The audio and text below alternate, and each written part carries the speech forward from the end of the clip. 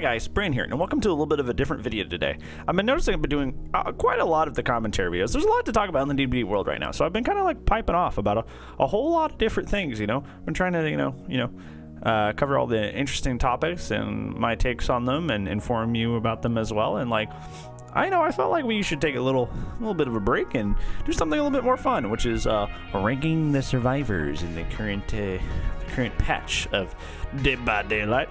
We're gonna go through this. Obviously, survivors at the end of the day are just skins, so most of this list is going to be extremely subjective because it's more based on like their aesthetics, the aesthetics they have available, their backstories, that sort of thing. It's kind of just like my personal taste, because you kind of can't really rank survivors based on anything substantial, because even if you're like, well, they come with certain perks, I'm like, perks are teachable, so you can teach that to anybody. So there's not really anything objective about this conversation.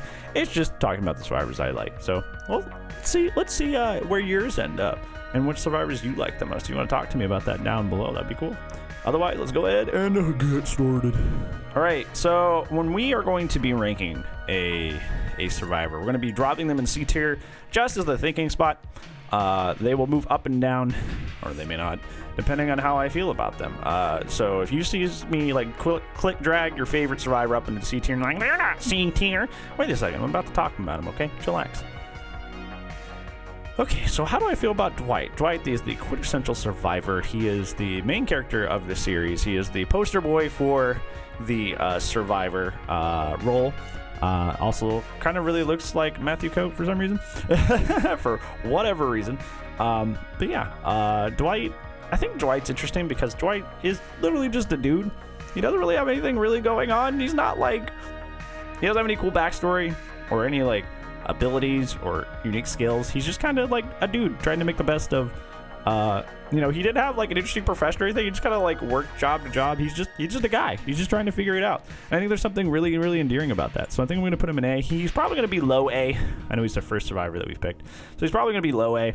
But he is definitely going to be A, just because like I like the simplicity. I like how he's just a guy in a very, very terrible place trying to figure things out, and how he tries to inspire everybody else around him, despite he himself being scared as hell.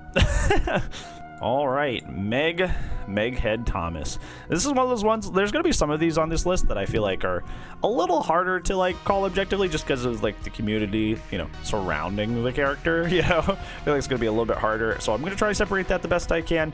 Sometimes I will fail, but I'm going to do my best. So outside of the community surrounding the Megs, she is a very, very cool character, because she had a very, very promising future as an athlete, but she had to give that all up to take care of her loved ones. And that shows a lot about her character. It shows a fundamental like goodness in her, and a ferocity to keep fighting even when the chips are down. And that's kind of like the perfect person that you want in the entity's realm. I think that's the kind of person that you want in there, and it's also what the entity wants, because that's somebody who fights back, and the entity feeds off hope. So she kind of fits the setting really, really well. I'm gonna put her in B. Just because like Meg isn't really my aesthetic, and I've never like been super athletic like since like middle school, so like it's not something I'm into, it's not something I understand, but I definitely like the character, who she is and what she's about. So yeah. Okay, Claudette, another one that gets a bad rep because of the community that plays her, and she's part of like the trifecta of people that like when people are trying to be toxic in Dead by Daylight. When a survivor is incredibly toxic and obnoxious, they play one of three characters, the first of which is Claudette. I cannot tell you how many people I've seen being toxic that play Claudette, so we're gonna try to set that aside for now. Claudette was a very, very studious, intelligent person who had a very, very bright educational future ahead of her, and is more of the support, helpful type, unlike the people that play her. And she had a bright future ahead of her, but it was all stolen by the entity, which is kind of sad. It's kind of really tragic that she never got to fulfill her potential, and now is stuck in the entity's realm when she should be out there like helping the world. So it's really, really sad. I think she's a really cool, sympathetic character, and outside of the community that plays her, I think she's really neat. So I'm going to put her above Meg in B tier. She's still not really my thing, like personally, just in terms of like aesthetic or anything, but I do think she's neat, and I do respect the Claudette. So yeah. Okay, Jake Park, the boy who had it all and then gave it up. Now he's a survivalist man. I don't know why I said that with such a slur, but hey, it's okay. It's all right. Jake, okay, I'm gonna put him in low A, and you're gonna be like, wow, Jake Park above Megan Claudette. Are you okay? I have a personal thing with Jake. You know, obviously when I bought the game, I only had the first 4 characters. And until I looked at the rest of the roster, I looked at the store, and Jake was the first person who was male that had long hair. And that was the first cosmetic I ever bought in this entire game, was Jake's long hair cosmetic that you see right up there. So yeah, I have a personal attachment to Jake because he was the first person that, you know, kind of looked like me that I saw in the game. So I had a really, really strong attachment to Jake. I haven't played Jake in a really long while.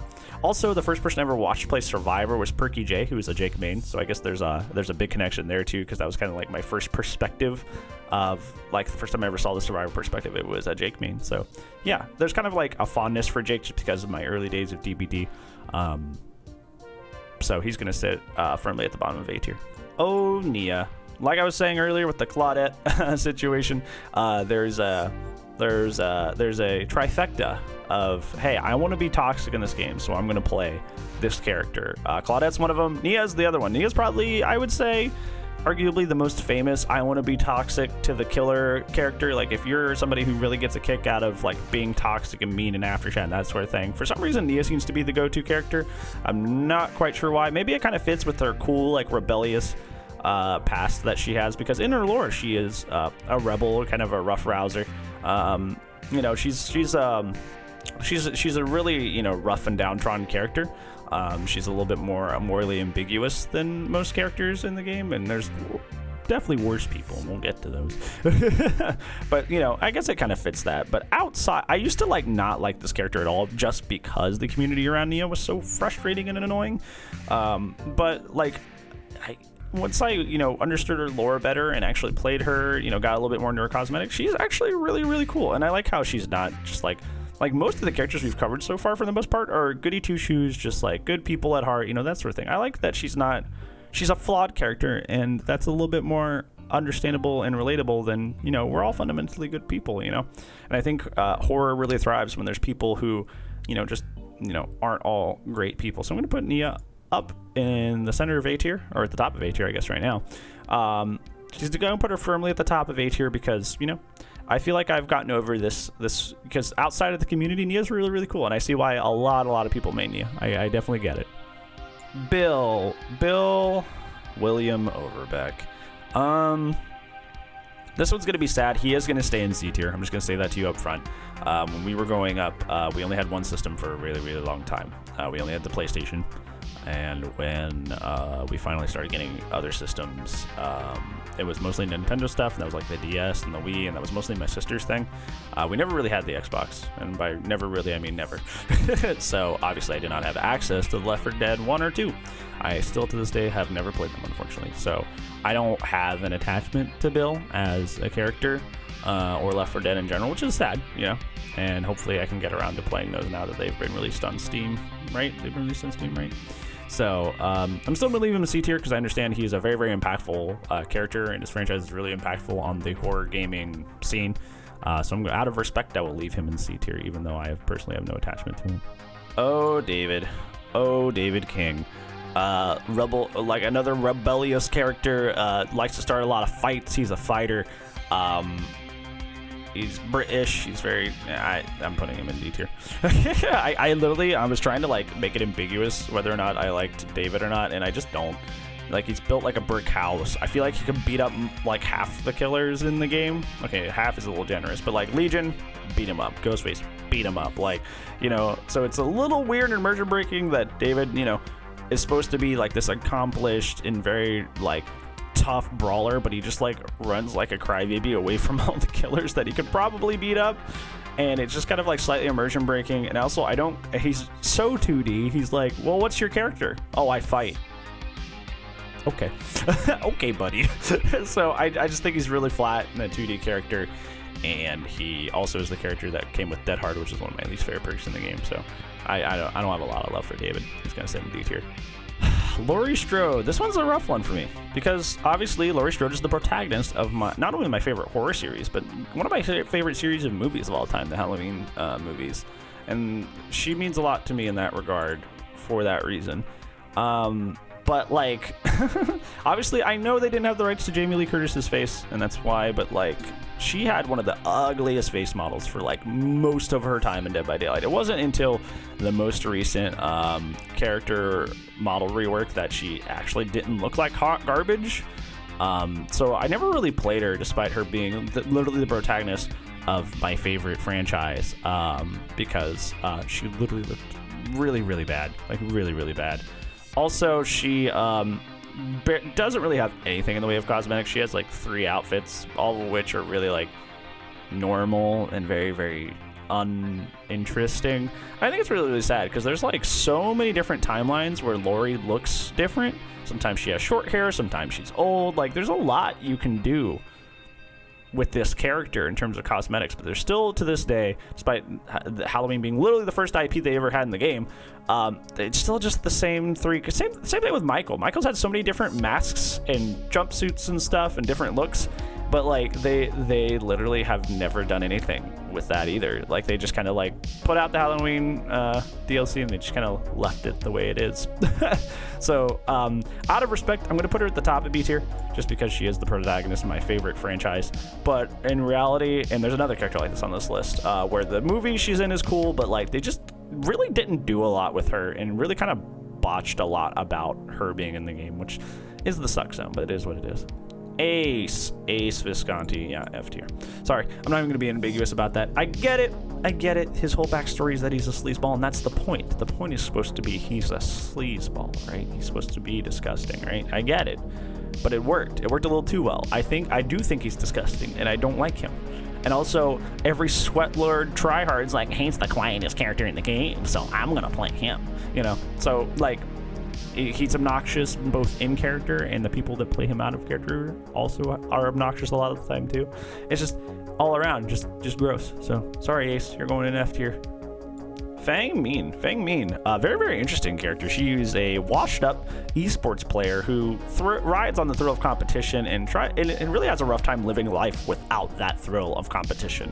And she's one of the few characters that really like takes to water in the Entities realm, because it's like the biggest challenge she's had since she kind of like fell out of esports. And I think that's like weird. It kind of a cool role reversal that she's like, you know, actually thriving in the Entities realm. I think the big negative to Fang is like I said, the 3 horsemen of the Toxicidiopolis. Yeah. You know, there's Claudette, there's Nia, and the third one is usually Fang. Usually toxic bunny Fangs are out there wreaking havoc, being toxic in after chat, that sort of thing. So the community around Fang, you know, kind of, you know. But like I said, of all the backstory stuff, she's really cool. Also, she's got a lot of really, really cool cosmetics. I like Fang a lot. I don't think I like her enough to put her in A tier, but she's definitely be at the top of B tier. I like her intense like need for competition and how it actually makes her thrive in the Entities realm. I think that's just like a cool concept, and I wish they did more with it, and I wish the community surrounding her wasn't so cringe. Okay, Quinton Smith. Quinton. Formerly the most ugly character in the game. Once again, probably didn't have the rights to the actor's face, but man, literally the worst looking character in the game for most of the entire duration of this game's existence. Whoo boy, and he kind of gained a following for that, weirdly enough. Now he's looking like a young Tom Cruise. Good for him. He's really turned it around. But he kind of gained a following in this game because he was so ugly. He was like the ugly duckling, and everybody liked him. I am going to leave him in C tier. I will put him at the top of C tier, and here's why he's not moving up. And I know a lot of people just got like really, really upset at me about that. He's from Nightmare on Elm Street, but he's from the Nightmare on Elm Street remake, which sucks. Also, he is not even the main character. The actor did a tremendous job, okay? The actor did a tremendous job of playing a role as well as he could in a very, very terrible movie. Nightmare on Elm Street, the remake, is god-awful. And Quinton Smith is not even the main character. Nancy Thompson is and always will be the main protagonist that fights Fredward.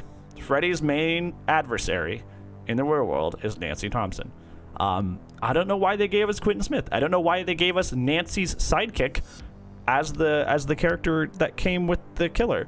Like it'd be like if like instead of like Laurie Strode, they picked like one of her other friends or something.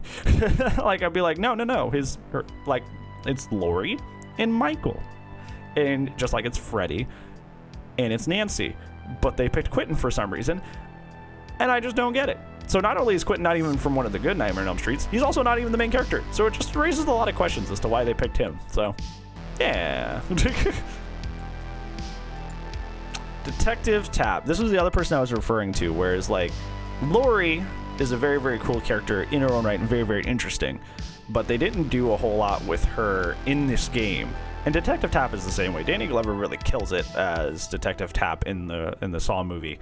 And that movie, you should watch it if you haven't. Like, a lot of people assume it's just like a gore fest, but the first movie is just really, really well written. It's a really good thriller. It has twists and turns. And Danny Glover is a big part of why that movie really, really, really works, despite being essentially a student film, which I'm really glad it took off, because it is really, really, really good. And there's a good attention to detail on the character. Like, you can see the neck slash that he gets in the film, like, on his character model. Like, they did a really, really good job. But, like, once again, he only has like 2 outfits, and they're just another variation of being a cop. And they've kind of just like thrown him out there and just kind of left him. They haven't really done too much with him. I still like him a lot, just because, you know, it's Danny Glover, and also he was one of the more interesting characters in that first film. But once again, they didn't really do a whole lot with him in Dead by Daylight, so it's kind of sucky. Kate Denson, another fan favorite. A lot of people like Kate Denson. So I think the cool parts of Kate Denson is that she's a traveling musician, and she's got this kind of like this mysterious past thing going. So it leaves you guessing and gets you really interested in her character. Obviously, her tattoos are super neat and super cool. I feel like a lot of the reason people like Kate is because she's the conventionally hot one. She's the pretty one. So a lot of people are like googly eyed over her. And that's kind of like one of the main appeals to Kate, which is a little disingenuous. But I think she's still a cool character. I think I'm going to put her... I don't think I like her more than like Meg or Claudette, but I do like her. I think she's neat. I like her mysterious past. I like that she's a musician. I think she's cool. But yeah, so I think that's all I can say. She's cool. So she goes in the bottom B tier. Adam Francis. I have a personal history with Adam. Adam was when I started unlocking all the teachables on all the characters, Adam was the first character that I like really got a lot of teachables on, which is like really, really cool, and I played him for like a really, really long time. Like back when ranks mattered. Like, I played him like green through purple rank. Like, that entire journey I was an Adam main for a really, really long time. And also, Adam is really cool because he's got this kind of like John Constantine kind of like aesthetic to him.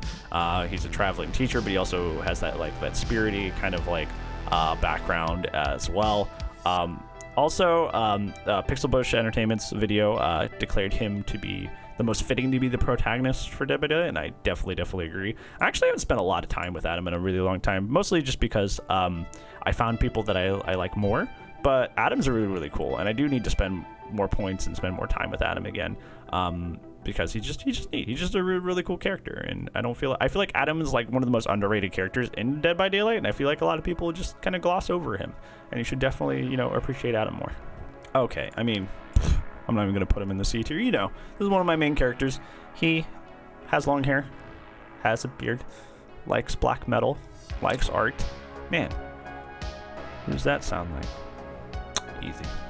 Jane Romero. Jane Romero is a talk show host who kind of falls on hard times, has a lot of stuff go awry, go sideways, and ends up in the entities realm. I'm going to be real with you. I'm going to leave her right here. I think Jane has like the Kate problem, where a lot of the reason people like her is because she's hot. People find her attractive. But I don't think her story or her cosmetics are really that interesting. I feel like there's another character that's similar to Jane in function that does the job like way better than she does. And I feel like that they're way more of an interesting character. So I'm going to leave her actually exactly where I just dropped her on the C tier ranking. Ash Williams from the Evil Dead series. I literally have to put him up here. I'm like legally obligated. Have you seen the Evil Dead films? Are you allowed to rank him any lower if you've seen the Evil Dead films? I know he's kind of weird in the sleazeball, but like if you've watched the films and you've seen the TV show, that's part of his journey. Is like him like becoming a better person. That's part of the appeal. Is seeing this bad person like become good. And, try to stay good. And sometimes he fails, and sometimes he regresses, but he always comes back, And I think that's, I don't know, it's Evil Dead, it's Bruce Campbell. What more do you want? Leave me alone.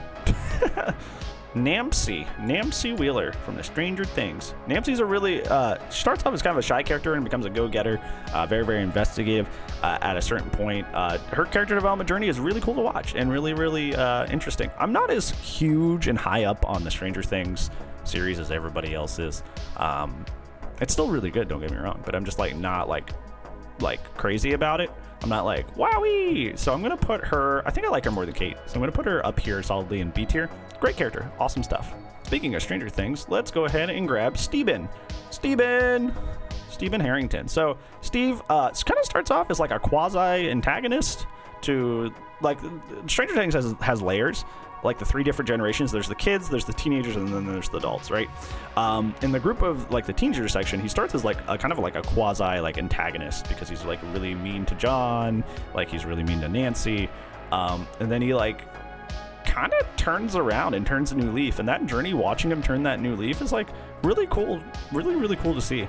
And by the end of like the later seasons, you start seeing him as like a lovable character, and I think that's a really nice turn. I still think I like Nancy more, so I'm going to put him below Nancy, but it's still cool. Still cool. All right, Yui Kimura. Oh my God, Yui's scary. Yui could hurt me in ways that I don't understand. Yui is terrifying. Yui is like headstrong, tough as nails, motorcyclist, but also like kind of like motherly in the way that she looks out for her other cyclists. And it's like no nonsense, take no crap from anybody kind of character. She's so cool.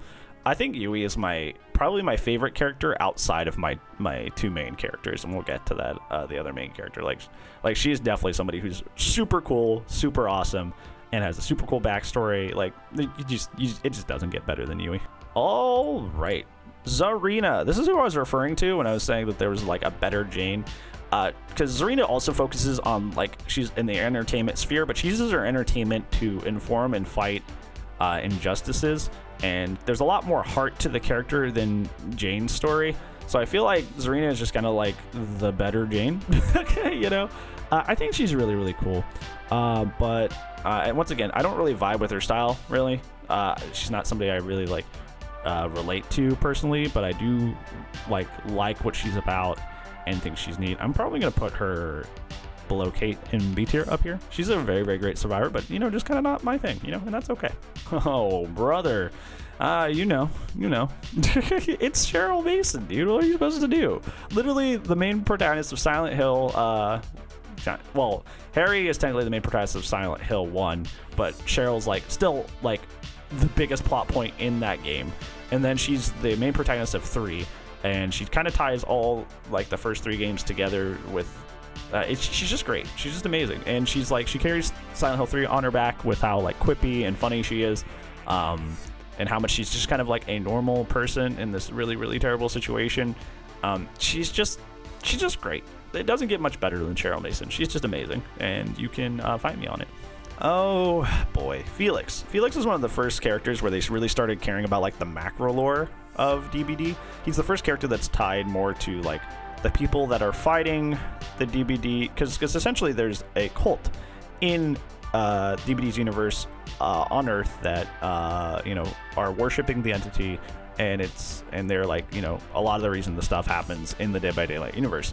And Felix was kind of the first foray into like the macro lore. He's the first, because most of these survivors have kind of like self-contained stories of like normal people that end up in the realm. Felix is the first one that's like, oh, you're the son of somebody important, so you are important, and blah blah blah. But he kind of just becomes an architect and kind of like doesn't do a whole lot with that. You know, and he's like, yeah, I'm a successful architect. I think he's like better than all the C tier, but I don't think I think like he's kind of and there's another character that does what he does a lot better, and we'll get to that. And that character is Elodie. Elodie is like, they took like the inkling of like, hey, the macro story of like the bigger, wider story of DBD is starting to matter, and they just like dumped it on this really cool character.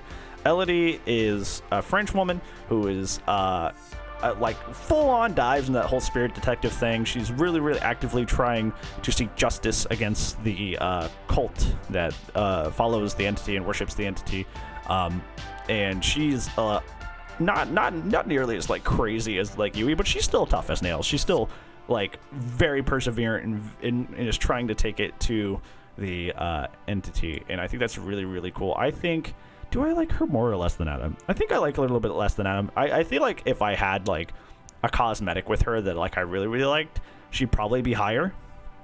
But there's just she kind of just doesn't have anything that fits my aesthetic right now. But she, in terms of lore, is probably one, besides like, I don't know, her and Yui are kind of like, her and Yui probably have like my favorite lore of like most survivors in the game. So as soon as I get like an outfit on her that I really, really love, she'll probably go way up. All right, Yunjin. So when we were talking about Ace earlier, we were talking about like how like, the point of him being a sleazebag was like the point of his character, and I think that's good because like horror like really works when not all the characters are good people, like it makes the dynamic a little bit more interesting. And I think Yunjin is a really, really, really good example of that. Because she started from nothing and had to carve her way out in the K-pop world by being as ruthless and as harsh as possible, and that's how she survives. So she's like a survivalist. She'll throw you under the bus for like a corn chip, and she, like, her story from rags to riches, usually people like rags to riches is like a yeah, you made it story, but hers is like, man, I literally did horrible things and I don't have time to process them or regret them because I might fall back down again, and it's a very like rigid and harsh story that's like really well done. I think I like her more than Felix, because Felix is a little boring, like I am important but I'm an architect, but she's got a backstory and a past that's really thick and like strong. Even though I don't like her personally, I don't vibe with her aesthetic, any of that. I don't even like K-pop, but her story's really good, so I think she deserves B tier.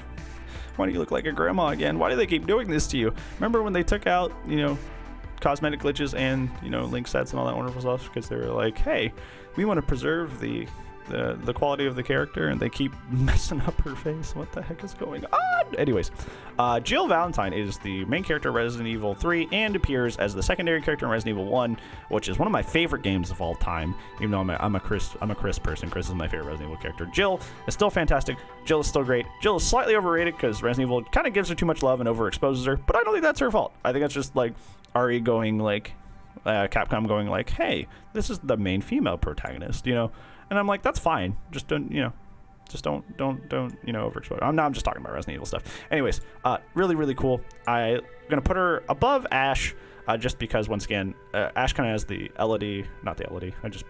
I scrolled over Elodie and I said Elodie instead of Lori. Oops.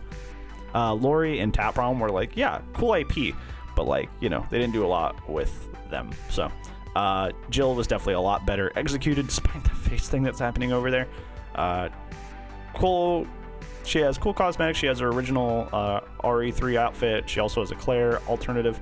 Yeah, so she's just cool. She's great. Oh boy, Leon S. Kennedy. Leon is very firmly going. Oh man, ooh, this is hard. Where do I put him in A tier?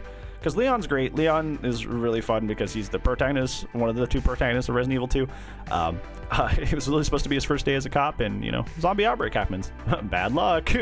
But he really makes it his own, and see him grow from, like a very, very, like milk and cookies, very, goody two-shoes kind of character into someone who's still a good person, but very, hardened. It's a cool journey to see as he goes throughout the games. But because